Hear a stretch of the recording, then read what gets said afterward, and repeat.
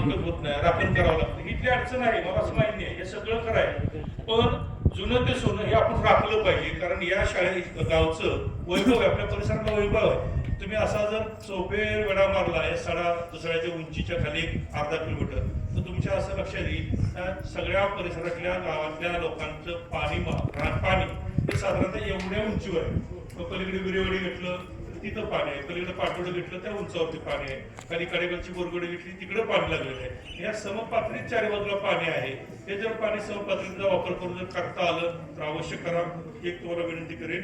आणि शेवटी एकच सांगेन, 100वा वाढदिवस तुम्ही शाळेचा केलाय, माझं तर म्हणे आरोग्यदायी चांगलं राहा, उत्तम प्रकारचं सेवन करा, चांगल्या प्रकारचं जगा, व्यायाम करा, तुमचं जे काय असेल ते करा, त्याच्याबद्दल दुमत नाही.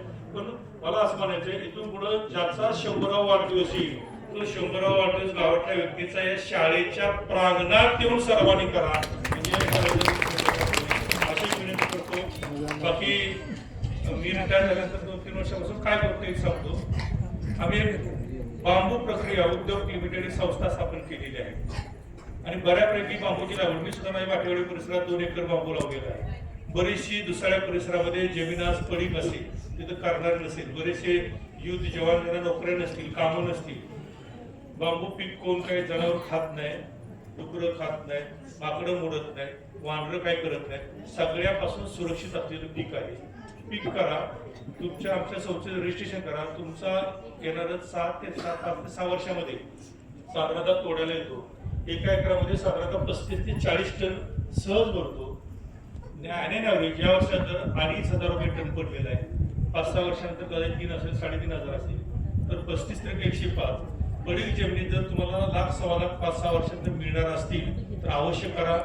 आपलं आर्थिक उन्नती तुमच्याबरोबर हे करा, अशी सर्वांना विनंती करतो. बाकी जास्त बोलता ज्या विद्यार्थ्यांनी प्रगत होऊन आपलं नाव कमवलं, आपल्या आई वडिलांचं नाव कमवलं आणि पुढच्या पिढीला काहीतरी देणं दिलं, या सर्वांचं मनापासून कौतुक करतो, अभिनंदन करतो. आम्हाला या ठिकाणी बोलवलं त्यामुळे आमचंही स्वागत केलं, याबद्दल आपल्या कमिटीचं सर्वांचं मनापासून कौतुक करतो, अभिनंदन करतो, आभार मानतो. मी या ठिकाणी थांबतो. धन्यवाद.